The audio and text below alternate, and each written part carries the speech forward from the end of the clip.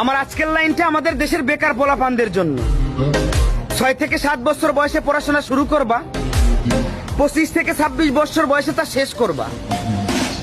এবার মা বাবার কাছে পর্যাপ্ত পরিমাণ টাকা না থাকায়, অফিসে মামা খালু না থাকায় বছরের পর বছর ঘুরেও চাকরি মিলতেছে না। তারপর সেই বৃদ্ধ মা বাবার কাঁধে বসেই বেকারত্ব জীবন পার করবা। অন্যদিকে শখের মানুষের বিয়ে হয়ে যাচ্ছে, তার বাড়ি থেকে বলতেছে পোলায় কি করে। পোলায় এখন গ্রাজুয়েশন কমপ্লিট করে বর্তমান মা বাবার কাঁধে বসে বেকারত্ব জীবন পার করতেছে। এমন একটা ছেলের সাথে আমার মতো অভিভাবক হলেও আমি ডিরেক্ট রিজেক্ট করে দেবো, কখন আমার মেয়েকে বিয়ে দেবো না। তারপর রাস্তায় রাস্তায় স্যাড সং শুনবো আর ডেন্ডি খায় বেড়াইবা। আমি বলি কি, পড়াশোনা অনেক হয়েছে, এবার বাদ দাও।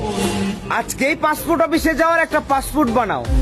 10 বছরের মিশনে প্রবাস জীবনকে বেছে নাও। দেখবা 2 বছর যেতে কি না যেতেই তোমার বাড়িতে একটা বিল্ডিং হয়ে গেছে।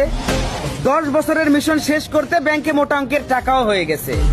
তারপর বাড়িতে ফিরে এসো, দেখবা তোমার জন্য মেয়ে নয়, মেয়ের মাও রাজি হয়ে গেছে। কথাটা মাথায় রেখো।